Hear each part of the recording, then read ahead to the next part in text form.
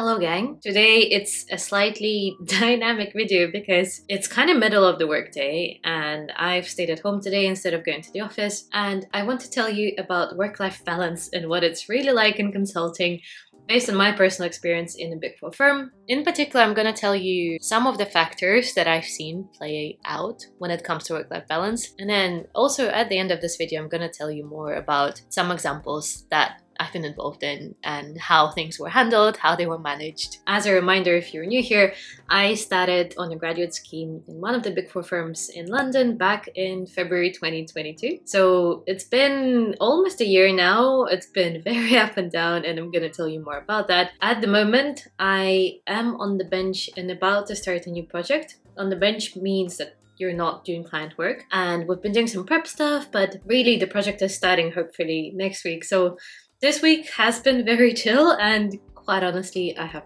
just come out of shower and done my makeup, and it's about lunchtime. So I shall explain you more about how this all works, how the hell can I do that, and also whether it's true or not that consulting is very overworked and it's long hours, and have a lot of thoughts and a rant on that. While I do that, we're gonna make coffee because, as you may know, I'm an addict. Also, it's a very rare case of kinda sun in London. I am tempted to go on a walk at some point today if it's still sunny, because it can change every, I don't know, minute. Also, a random update, which as often happens, you didn't ask for, but I started using a work phone. So because I changed phones over Christmas, all the work systems and apps kind of stopped working on my new phone. I have tried to follow the process, I've done everything they need me to do to get access, but I still don't have it. So I was kind of forced to use a work phone, and I actually like it. I like it a lot because I thought I had it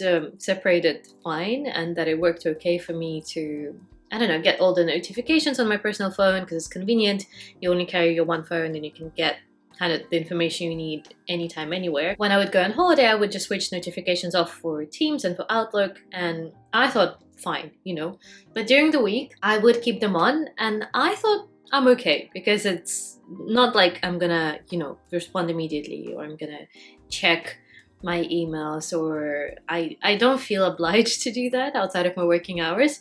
Working hours being very, you know, vague because consulting. Basically, I thought I was good at separating, but when I switched to work phone and I actually just put it away and don't look at it, it makes such a difference not to even receive notifications, because inevitably, even though you don't act on it or you don't reply to it, it still takes your mental energy to receive notifications, because inevitably you look at the, you know, the little outline of what it's about, and then it kind of disrupts your non-work life. And I think I'm a convert now. And again, in case you're new here, best purchase of my adult life is an espresso machine. If you're a coffee snob, don't come at me. It's not gonna be as good as you would get in a proper, you know, coffee shop where they grind it and stuff like that. But for my low standards, it's perfect. And I really, really like it.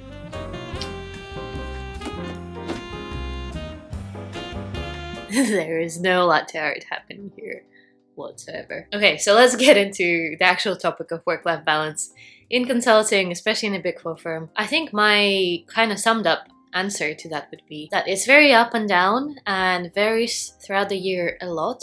But on average, if you sum up all the hours you've done divided by the days, I think on average you'll be overworking. But I am going to tell you about some nuances of how it works and what I've seen so far in my year in a Big Four firm, and then you can judge for yourself what you think about work-life balance. So first thing to point out is that, as I've said in the intro, I am on the bench at the moment. So I've had maybe about a week and a half now of being about to start on the project. We've had a bit of a delay. I've had some days where we've done prep work, and then today, for example, is a very chill day for me. I don't have any client-related stuff to do. There is some stuff to do with side of desk that I'm involved in. Besides that, I can kind of take the time to do my stuff, and no one will really chase me, or no one will really question it. I woke up later today than the start of the working day.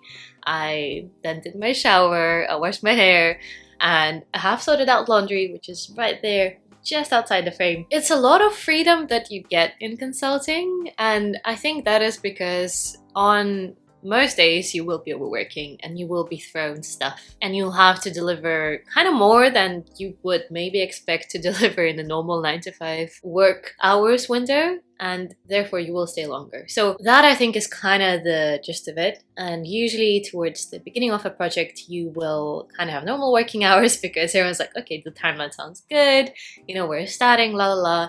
Then when it comes to deadlines or preparing deliverables, and deliverables are just anything that you then hand over to the client as, okay, here's an output of our work. Most likely that will not fit neatly into the 9 to 5 window. The way that's gonna work and the way your project goes will depend on a few factors that I want to kind of just tell you about based on my experience so far. And number one is your manager. It's the huge factor in determining how well balanced your work life will be. And from what I found so far, for me, I think it matters a lot whether I get along with the manager or not on a more personal level, not just work-wise, but personally. Are we kind of on the same vibe? Oh, what a cringe word. Are we on the same vibe? Do we have banter going on?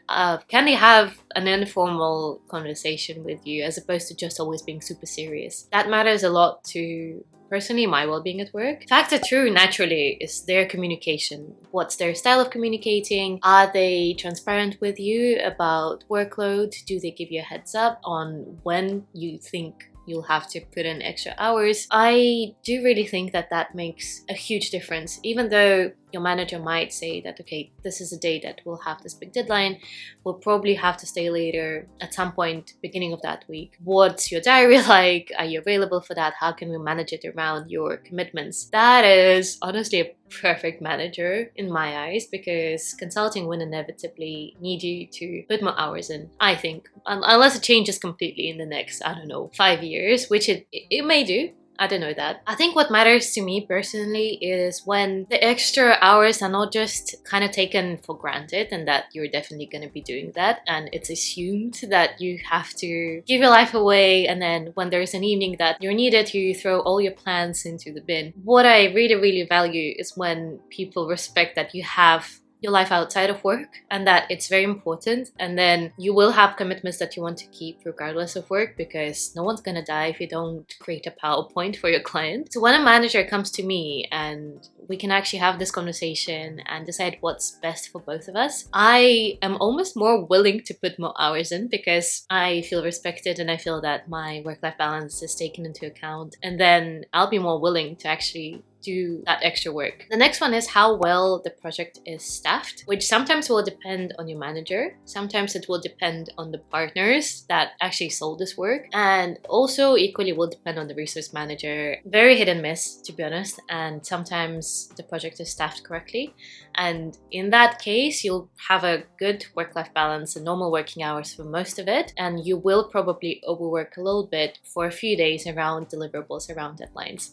That's kind of the norm. That's like the golden standard, is you overwork sometimes, but not too much. And finally, I think another factor in all of this is your client and their working patterns, their communication style, and who you're dealing with on their side. It can be someone who actually values well-being a lot themselves, in which case it will hopefully trickle down to your team. It can also be, for example, a public body or just generally something in the public sector where hours tend to be a bit more normal generally. Their working pattern will affect yours. If they're online in the evening and asking for things, you will kind of be in a position where you have to also do that. If they're not and you can't get information out of them, you can't get replies, and you have to wait until the next day to actually progress with your stuff, then you will have better work-life balance. So it's very dependent on your client, and equally, it is very dependent on how the people communicating with the clients from your side internally, what expectations they set, and whether they make it seem like the client can ask you questions anytime, you're available anytime, they can put in a call at 7, 8 p.m. and that's fine. Or if it's well managed, they will set the expectation that here are working hours, that's the cutoff for meetings. If it's too late to actually get something done today and deliver it today, they will say that, okay, cool, we'll get this to you, but it will be tomorrow or it will be end of this week. And again, your managers comment to this. it matters a lot the expectations they set and how much they value your well-being over being very available and very responsive. I guess the challenge is in all of this for managers and for like the more senior people in the team is that they want to be good in the eyes of clients so that they sell more work. Sometimes being good in the eyes of clients means that they're gonna overwork you so that you deliver more and the client is happier. And it takes a very good manager to actually push back on that and say that selling is good, but also the well-being of my team matters. And the ones that actually do that, my God, I love them so much for it. So those are some of the things that I feel affect a lot what your experience is going to be like on a project. And now I want to tell you some examples of how this actually went down in my experience in the 1 year that I've had so far in consulting. One of my projects was very much, like I said, with the public sector client, and our work-life balance was fine. At least mine. I think I got quite lucky as well. I was on that project in a very calm phase of work. I know that people before me had it worse. So it's also time dependent, I guess, on which bit of the project you're doing. It was also my first one, so I was treated as the most junior person and I was still settling into the firm and learning stuff, so I don't think people were as comfortable chucking things at me last minute. I loved it. I think it was good work-life balance wise. I kind of knew what time I would log off. There were maybe a couple of days where I stayed later. I then was also on the bench for a very long period of time and I was not on any client project. And I got myself onto bids. And bids are basically the little deliverables that you make to sell your case for why a project should be awarded to your firm. So you're selling work. And I, at one point, was on 4 or 5 bids at once. But even though it was a lot, it was a choice that I made myself to get onto that much stuff because it was all in media and entertainment, and I've been very keen to get into that industry and kind of align to it eventually. So I was happy with the stuff that I got to do, and even though it was 4 at once, they were not all equally intense. There were maybe 2 of them that were very workload heavy. 2 of them were more like occasional stuff I would have to do and then check back in with the partners. I found it a bit stressful at times to actually juggle, but then again, I think it feels a bit better to have that workload when you choose it yourself. So it was okay, and most days, to be honest, I still knew what time I would log off. My days would be packed with stuff. It's not like every day I could have a proper 1-hour lunch break. I wouldn't really log off at 5:30 maybe. I would maybe work towards 6 most days, but most times I knew what time I would log off. I would log off on time. It was okay. If very occasionally there would be something that would come through that I would have to finish, and I'd have to stay later for that. Overall, fine, some stress, manageable stress. And then the pinnacle of all this, my most recent project was very intense, even though I was probably the person pushing back the most on the intensity of it. The project was in the private sector, and it was also, because of the nature of the project, very time pressured. I think we had way fewer people than we needed. I would have some cutoff points that were strict. And I have my dance classes several times a week. They're very important to me. It's pretty much my, structure to the week. It's my physical well-being. It's my mental well-being. It's just so many things for me that I was keen to keep those. And as an analyst, I am in quite a privileged position that everyone knows you're not paid well enough to basically stay super late. Even though it was consistent overworking, I felt quite justified in just saying, I have this thing, so I'm gonna do this tomorrow. Or just managing expectations more if it comes to the end of the day and then a meeting gets put in or more tasks get put on my to-do list. Honestly, it was very draining to keep pushing back because it was every day that I had to do it. Every day the expectation was you're overworking unless you have to go somewhere. So it got into this very slippery slope from a very, very good team, good time, like great atmosphere, and it stayed that way. Like the team was amazing. Can't blame them at all. They were super knowledgeable, so supportive. But it got into the slippery slope where days would just become overworking days unless you're told otherwise, which would be the exception. It wouldn't be the rule that you're finished off on time. So it was definitely a rocky one, and I don't know what, combination of factors that was because of. It could have been understaffing, it could have been just a crisis that the client was in. Bad projects still exist in terms of work-life balance. Like, it's not uncommon. I think you'll find that there are so many factors affecting it that you can never really know what a project is going to be like unless you were there and you're experiencing it. I'm still coming to terms with the fact that I can't know for sure how the next project is gonna go, whether I'll be able to keep my commitments, whether I need to, review my schedule and sell my life, which I'm very determined not to do. I think I'll be miserable if I ever do that and if I compromise a lot on my non-work stuff. But that's kind of the picture. I think the picture is it's gotten better over the years, especially after pandemic. Definitely better. Mental health and well-being are a conversation that is out there. People do talk about it.